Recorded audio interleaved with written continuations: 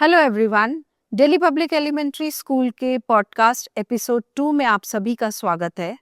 आज हम बात करेंगे हमारे ही स्कूल की एक स्टूडेंट काव्या जैन के पेरेंट के साथ कॉन्वर्सेशन करना चाहेंगे, जो कि अपना एक्सपीरियंस हमारे साथ शेयर करेंगी।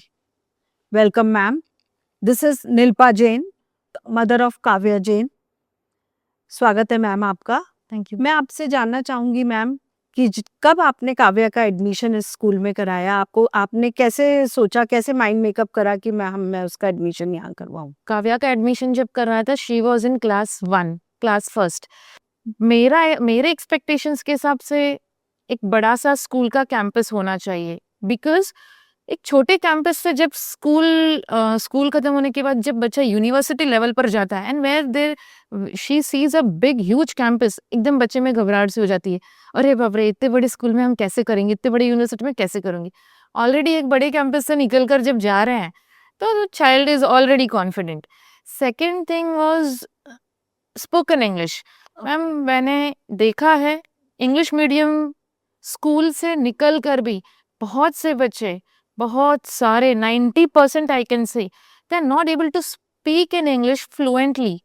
10-12 साल आपने इंग्लिश मीडियम को दिया and you are not able to speak in English fluently. So I wanted a school where you get the atmosphere of spoken English. Third thing was of competitions, ma'am. School level पर जो competitions होते हैं वो होने चाहिए school में। ये तो मेरा मेन फोकस था जब मैंने एडमिशन लिया। बिकॉज मैम, आपने देखा होगा इंटरनेशनल क्रिकेट जो भी खेल रहे हैं बंदे, उन्हें भी पहले घरेलू पिच पर खेलना पड़ा, तभी जाके इंटरनेशनल में they are selected. Same way Kavya को भी वैसा एटमॉस्फेयर मिले, क्योंकि अगर स्कूल कुछ वैसा इनिशिएटिव लेगा तभी तो बच्चा परफॉर्म करेगा। एंड स्कूल ने डेफिनेटली बहुत सारे ऐसे कॉम्पिटिशन्स दिए और हुए। Fourth is ma'am management. If management is strong, definitely उस स्कूल के टीचर्स, प्रिंसिपल्स ऑटोमेटिकली पूरा सिस्टम ही स्ट्रांग होगा। एग्जैक्टली। और सिस्टम स्ट्रांग है तो definitely they will focus.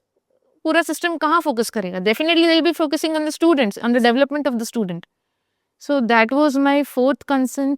And fifth was teachers staff extremely, आज 10 साल 10 she has passed 9 years in this school, and like extremely, I cannot, beyond words, I cannot explain in words। बहुत अच्छा relation रहा teacher ने, बहुत caring teachers, बहुत caring staff.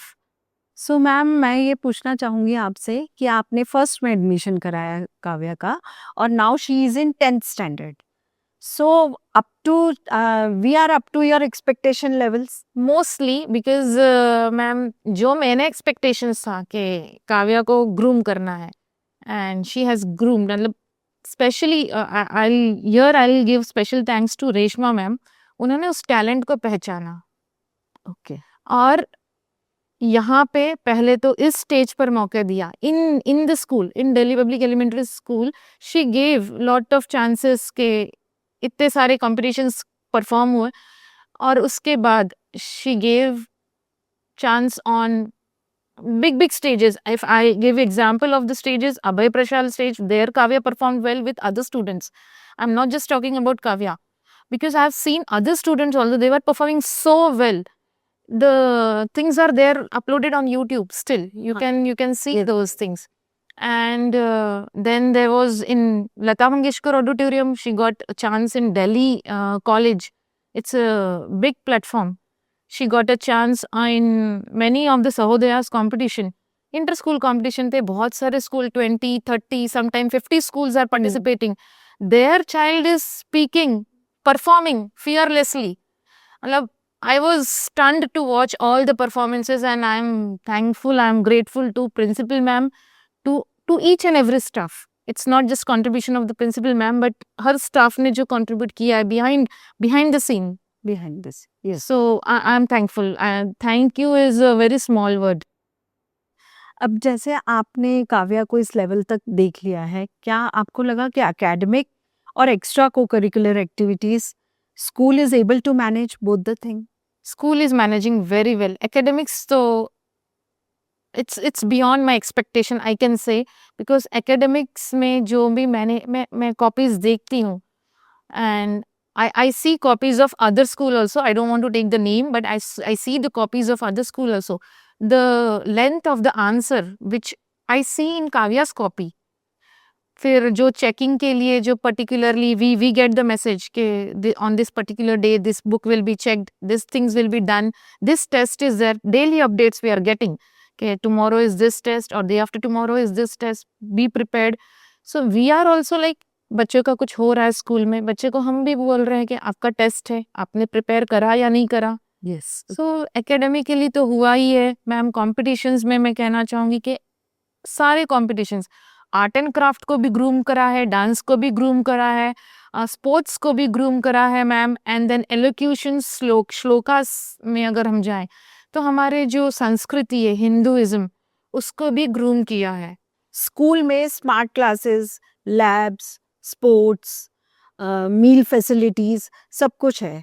इनमें से स्टूडेंट्स के लिए आपको सबसे बेहतर क्या लगता है? Nice question ma'am.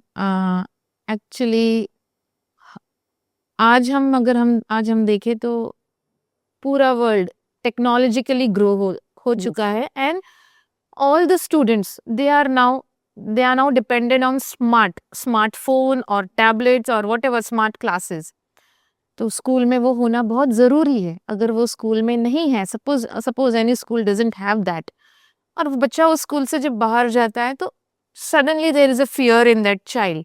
बट यहाँ पे जब मैं फर्स्ट डे आई थी, तब से ही, फर्स्ट डे से ही पूरे स्कूल को जब इंट्रोड्यूस कराया गया हमें, तब I saw, and the best part what I have seen here about was a maths lab.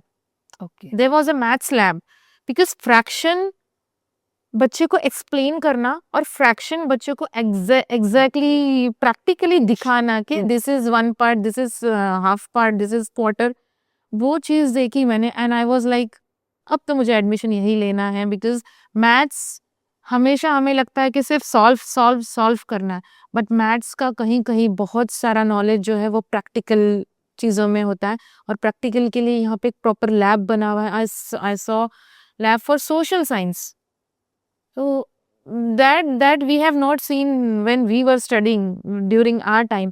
So ये सारी चीज़ों से बच्चा definitely groom करता है, because देखने से ज़्यादा बच्चों में Practically when they observe. when Yes. child observe, he learns more than listening. Yes. Ma'am, now what is your suggestion? आप क्या करंट स्टूडेंट्स के लिए क्या मैसेज देना चाहेंगे? करंट स्टूडेंट्स के लिए ये मैसेज देना चाहूँगी मैम कि first thing, come out of social media. पूरा टाइम सोशल मीडिया पे रहने से बेटर है कि आपके आसपास जो सोशल है, your parents, your relatives, your friends, your school, nothing will come back in your life. 9th standard will never come back in your life, 10th standard will never come back in your life.